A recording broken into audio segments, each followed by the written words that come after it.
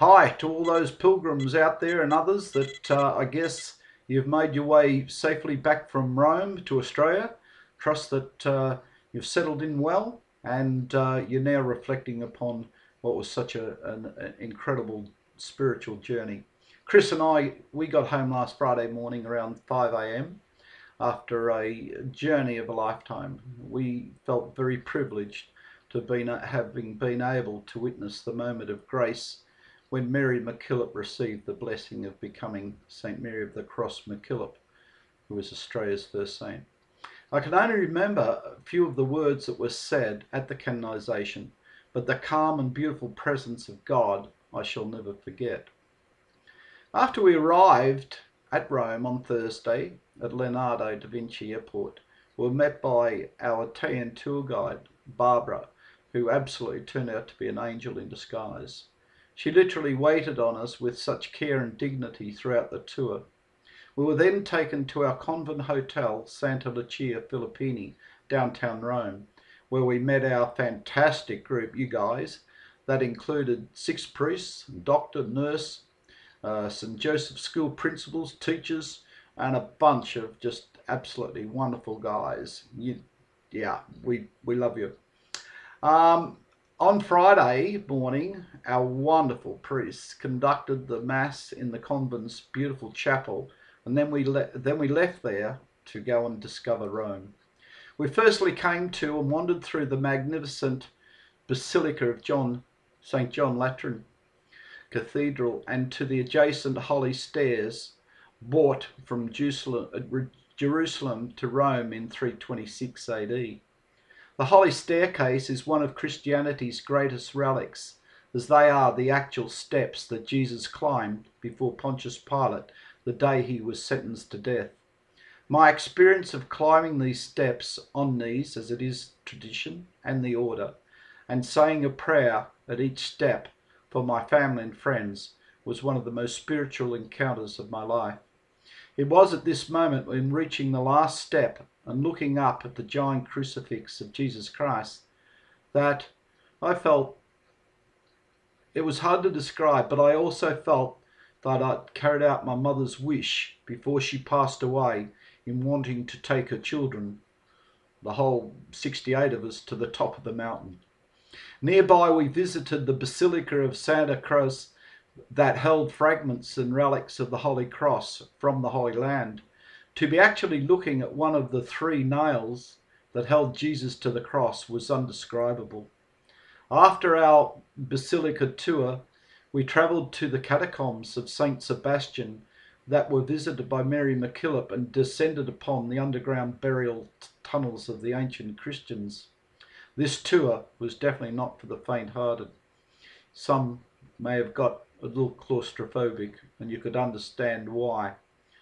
On Saturday, we began our footsteps, as Mary did, at Termini Station, where she arrived from Brindisi on the 11th of May in 1873, after 6 weeks at sea from Adelaide, and onto the Anglo-American Hotel, where she spent her first night in Rome. To be actually standing at the front of that hotel, it was just an awesome feeling. We then walked to the nearby Quirinal Gardens, the site of the Santa Sacramenta Chapel, where Mary used to visit faithfully for the benediction.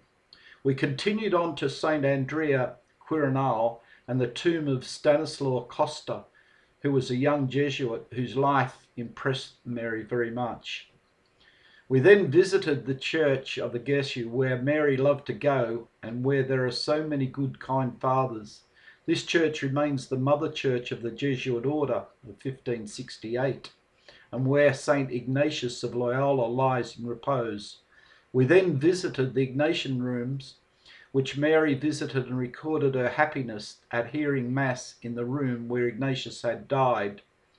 In the afternoon, we had special entry tickets to participate in the Mary Mackillop Vigil and concert held in a massive auditorium and televised around the world.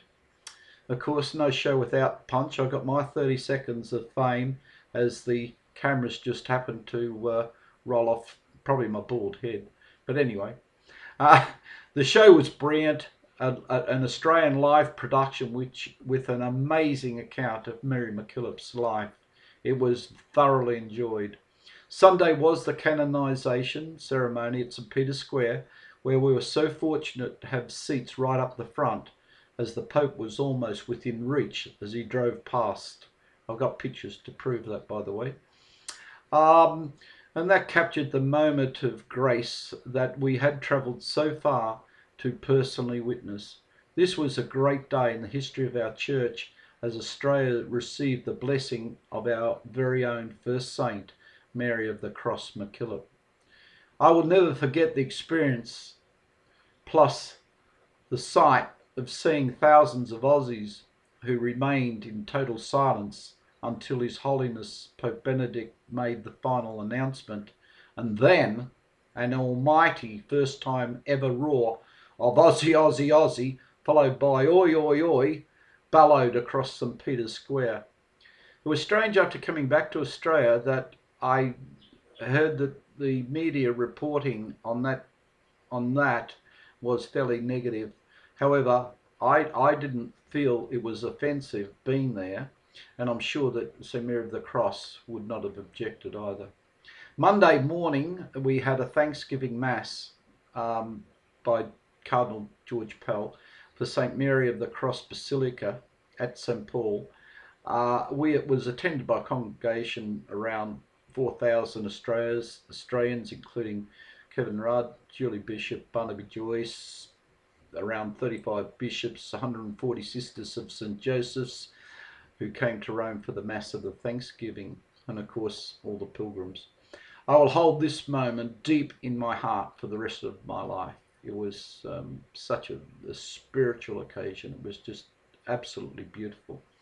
I'd like to quote the last paragraph of Cardinal George Pell's homily, and he said that this canonisation is an occasion for Australians to rejoice in a job well done. St Mary of the Cross is one of us, a child of the free and open society that Macquarie created, who made use of all the opportunities that such a society gives to bring God's love and help to others. Her voice is an Australian voice, the voice of a great woman all Australians can recognise as one of their own. But her example and teachings about forgiveness, about resisting hardships of heart, and about working to overcome evil, refusing to be disheartened or defeated by it, speak to women and men well beyond our shores and in all ages. Australia is not a perfect place, but the blessings God has bestowed upon us have been blessings in abundance. He said that now that he has raised up from among us St Mary of the Cross, our first saint, may we be blessed with many more to come and many more like her. It was an absolutely awesome ceremony. On Tuesday was a free day, and we travelled to Assisi, where the martyr Rufino introduced Christian faith at the beginning of the 3rd century, after the fall of the Roman Empire. It was there that St. Francis was born and became founder of the order known as the Franciscans. Assisi is a superb hill town in the beautiful region of Umbria, with narrow lanes and massive gates, stone buildings, plenty of tourist shops, and many other beautiful features. But Assisi is much more than a pretty hilltop, as thousands come to worship in Assisi's magnificent churches and pray to Francis of Assisi, a much beloved saint. Wednesday was our last day in Rome, and before flying back to Australia, we visited the most famous Trevi fountain in the Quirinal district of Rome. The central figure of the fountain is the Neptune, god of the sea. He is riding a chariot in the shape of a shell, pulled by 2 seahorses. One of the horses is calm and the other's aggro, that symbolises the fluctuating moods of the sea. Legend has it that you will return to Rome if you throw a coin into the water, but remember to toss it over your left shoulder with your back to the fountain. the bottom line here, guys, is that if you're wondering why you're on your way back to Rome, it's probably because I threw a coin into the Trevi Fountain just for you. I threw plenty of them in there so we could all go back. But let me take this opportunity to thank you once more on behalf of Chris and I for such an amazing tour, for everyone that was there, everyone was involved, and we can stand so proud. Thank you very much, and God bless.